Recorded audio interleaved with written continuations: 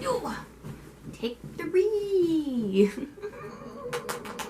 So bad at doing this. Okay, it's fine.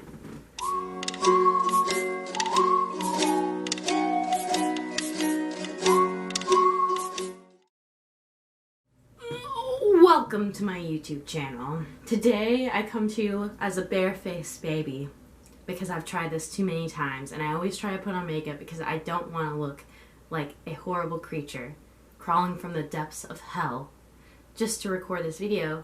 But every time I put on my makeup, I either cry it off or the video goes terribly, and I'm just trying to make a video, you know. I don't want to get ready for 2 hours just to make it, you know. So we're just trying our best, okay? This is how I look. This is just how it's gonna be. Whatever. Anyway, today I'm gonna be making a video about unreliable narration. If you couldn't tell, I am very much into film. Love all kinds of films, particularly scary movies, horror movies, thrillers, all that shit. I love it all. As you can tell from my background, it's all horror movies. Wearing my Jaws t-shirt to set the tone, although we're not talking about scary movies today. Maybe that could be a separate video just talking about my favorite scary movies, because I have so many. I could honestly talk about it for like an hour. I'm sure I have multiple times. But today, we're talking about unreliable narration. And I think narration in itself is incredibly interesting in films because it's done very differently than how it's done in literature.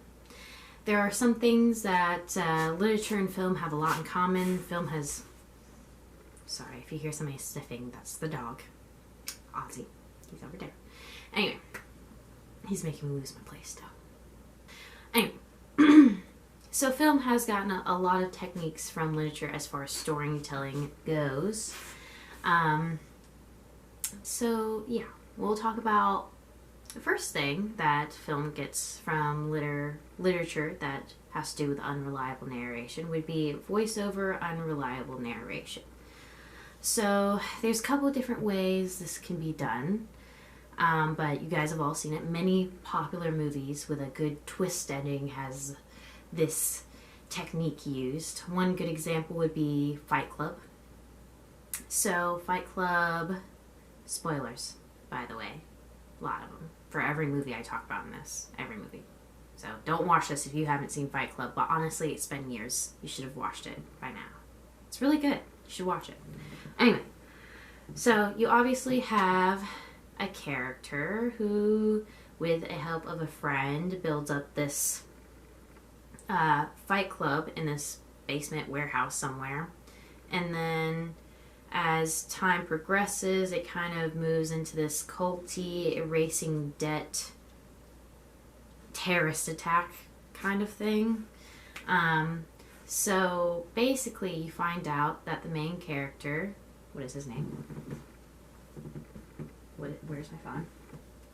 So basically, the main character, which is only referred to as the narrator, you never find out his name, ends up finding out that his friend that helped him come up with this fight club, or actually I wouldn't say help, in the movie it's framed as this friend is played by Brad Pitt. I forgot the character's name. It's fine.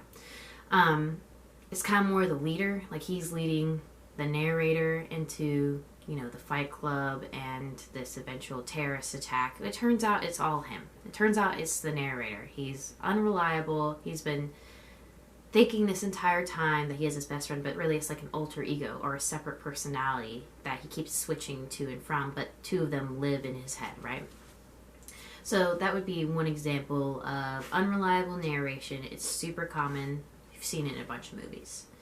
Another form of unreliable narration, and this comes from literature as well, way back. So there's like a bunch of different types of unreliable narrations and are narrating characters, and there's a bunch of different things that can make them unreliable. And one of these would be a naive character. So for example, like Forrest Gump. Forrest Gump describes many things in this naive way, and it's not actually how it is. One good example from the movie would be he is in front of Jenny's house, childhood house with her, you know, later in the story when they're grown up, and she starts crying, And he says something about, I know how much Jenny's father loved her. He was always hugging and kissing on her sisters. But in fact, that's not really what the scene's about. It's talking about the traumatic molestation of Jenny when she was a child by her father. And Forrest Gump is describing it as regular fatherly love because he's naive and his character's not supposed to know any better. So that's, a pretty good example of like a character being unreliable because of a certain character trait. Similar to Fight Club, it'd be that he was crazy, that's why he's unreliable. And then in Forrest Gump, it was because he was a naive character. Another example of this, and this is going way back, but there's a silent film, one of kind of the first films that really used unreliable narration outside of literature, and that would be the Cabinet of Dr. Caligari.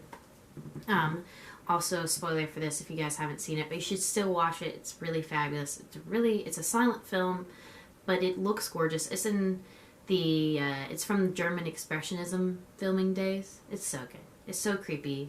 I love German Expressionism. It literally looks so good. Anyway, so Dr. Caligari is similar to Fight Club as he turns out to be crazy the entire time. He's telling this crazy story about these murderers, and from Dr. Caligari's sleeping dude. There's this guy that sleepwalks, supposedly kills people while he's sleepwalking. They had a name for him. It was like something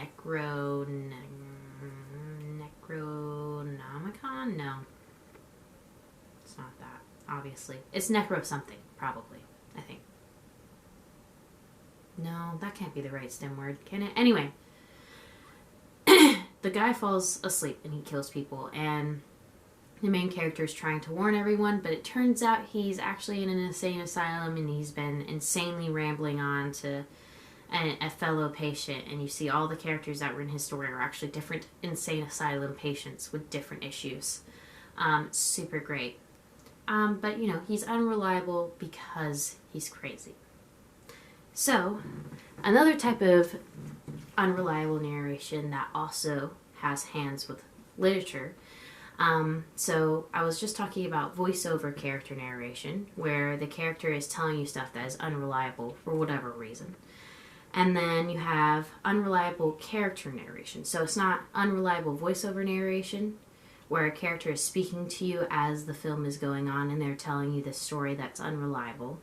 This one is unreliable character narration, where you're following the character. He's not narrating, the camera's following his situation, and you end up finding out that he is unreliable in some way or another.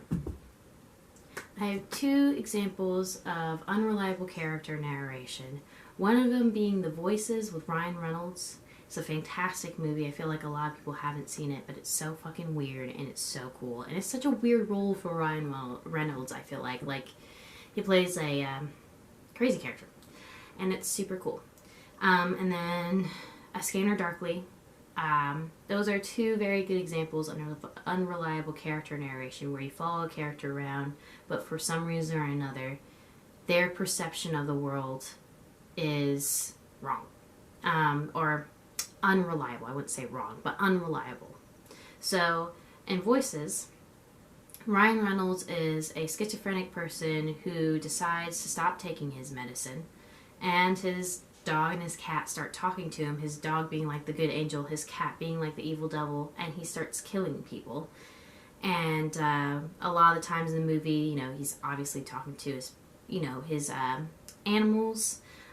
He is killing people and cutting off their heads, and then he'll put the heads on he'll put the heads on the counter. Oh my god. He'll put the heads on the counter and he'll talk to them and they'll talk back. Or like another example would be when he stops taking his medicine, everything is bright, his animals are happy, his house is clean, the talking heads are happy, right? But then, after a while, he decides to start getting back on his medicine once he's killed a few girls. And it turns out his animals are super malnourished. His house is super dirty and wrecked, and that obviously the heads are not happy and talking. They're severed heads in his fridge, They're not great. They're not doing great. So, one example of unreliable character narration. And then the second one being Scanner Darkly with Keanu Reeves. Now, this isn't unreliable because he's crazy rather than he is on, the drugs presented in the movies. I forgot, it's like drug D or something like that. I can't remember. It's just like a letter or something. And, throughout the movie, he's constantly hallucinating. I think at one point he sees Woody Harrelson turn into a roach on the couch. And he starts being paranoid about people around him because he is a secret agent trying to bust the drug, right? But everyone that's a secret agent, when they go to work, they put on these suits that mask who they really are. And so he knows there's people out there that could have one of these suits on. And he would have no idea who they were if they were around him in his real life because he's never seen what they really look like. And so he becomes paranoid, and that affects his judgment a lot. The drugs, he starts taking them to, I guess, seem like he's fitting in with the drug dealers, but then after a while gets severely addicted to it within, I think the span of the movie is just a couple of weeks. So those are two interesting examples of somebody's perception being altered and making them unreliable, but not having them actually narrate the story, which makes it unreliable, if that makes any sense. These are both things kind of taken from literature. Obviously, they do it a little different than literature because film is a visual element, literature is a written element, so you show things visually different than you would read them, but they are the same concepts. Now we'll be going to unreliable diegetic narration, which I believe is specific to film. Now, I mentioned in unreliable voiceover narration and unreliable character narration that these things are present in literature and they're just kind of converted over to a visual element in film, right? You're showing the unreliable narration but in a visual form, but they do have their roots in literature. Unreliable diegetic narration, however, I feel is just a film-specific type of unreliable narration. It could never be done in literature because you can't vocalize these, you can only visualize these. You know what I'm saying? So, in the two films I'm going to be talking about, they're pretty old. I don't expect a lot of people to have seen them, but I'm going to show clips, hopefully, if I figure it out. I've never edited a video before, but I'm sure I'll figure it out. I'm going to put in clips so that way you can kind of see what I'm talking about. So the first movie I'm going to talk about is A Letter from an Unknown Woman by Max Ophuls. So this film focuses primarily on two characters, Lisa and Stefan.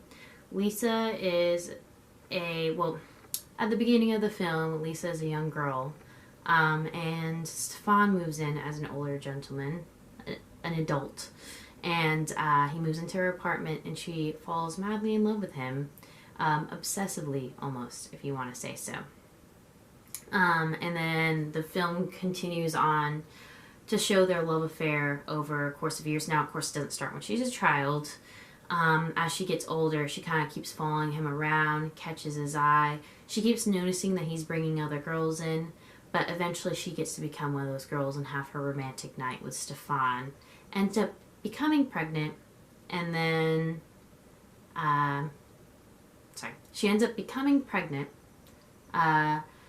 marries this rich, nice guy, because Stefan doesn't want anything to do with the child. Actually, he doesn't even know about the child. It's a one-night thing. She never tells him about the child. She gives birth to it. She marries this nice military man. He takes care of her. She sees him again later on when the kid's a little bit older. Falls in love again. Stefan, by the way.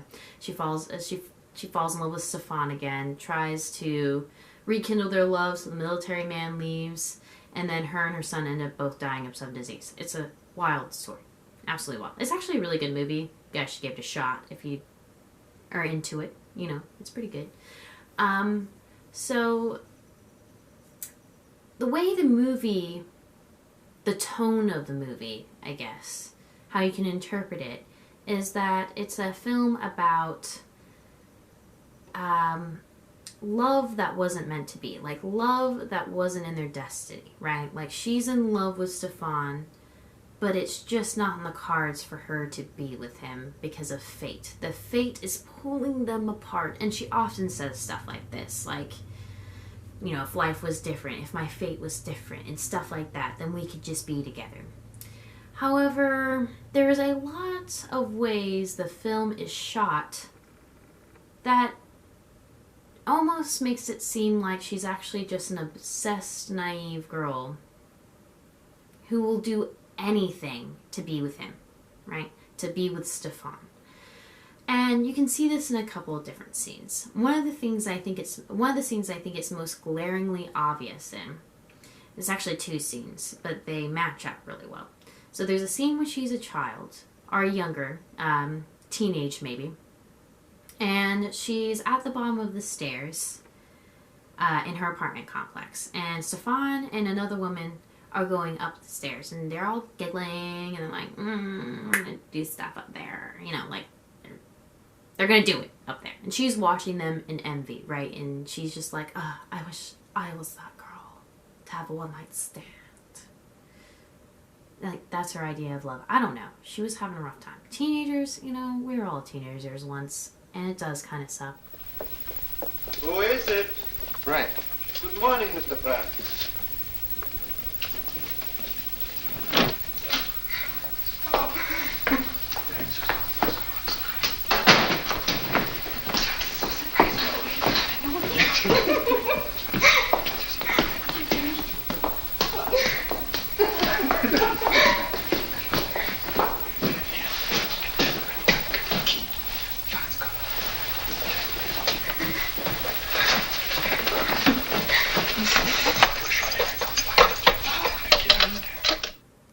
Passes, parts of the movies, you know, the movie goes on or whatever, and then when she is an adult and she gets her time with Stefan, the camera is positioned in the exact same spot, and she's ascending the stairs with Stefan this time, but it's the exact same shot as when she was young, although there's a noticeable absence of her in the corner of the stairs, where she was once a little kid looking up in envy.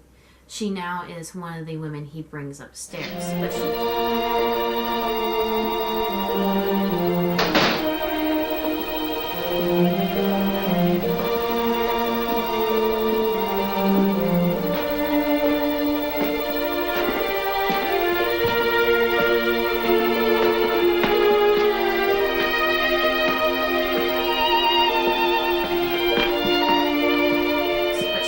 it as, this is what I've always wanted.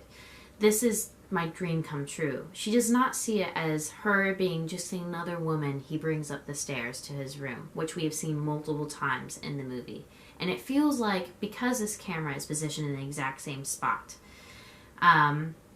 with a noticeable absence of Lisa as a child in the corner watching, it's like we are now Lisa in the corner watching Stefan have another one-night stand. You know, so it's like in her head, the way she's, and this is a voice, she has a voiceover narration in this film, as she's describing it as this romantic night, the camera is showing you that it's kind of different. It's not really this romantic night. It's just one night for Stefan with another woman. You know what I'm saying? There's another scene in this movie where Lisa, at some point, moves away from Stefan, and her parents want her to marry. And she's still in love with Stefan. She's still very caught up on him, but they want her to meet a nice little lieutenant to see if they can get engaged. Kind of like a arranged situation. So she meets them, like her mom and like her stepfather go to the park. They bring her there. The military lieutenant guy comes up and they start conversing. Well, lieutenant's like, well, let's go somewhere private. You know, let's have a conversation. Let's get to know each other, right? So on their way there, there is a lot of background movement. There is these families, couples, kids running around. They're all going to go see this live performance of some sort, like a concert, like a sermon or a church service. Like there's some big event they're all going to go see, and Lisa and the lieutenant are in this crowd as they go off to go by themselves. And they fit so well, right? She looks like she just fits right into society, right? So they go to sit down. He starts bringing up the conversation of them possibly getting engaged, and it's like she could feel it coming up, right? And he asks her, he pops the question, and they just met. I mean, back in the day was wild. I don't know, okay?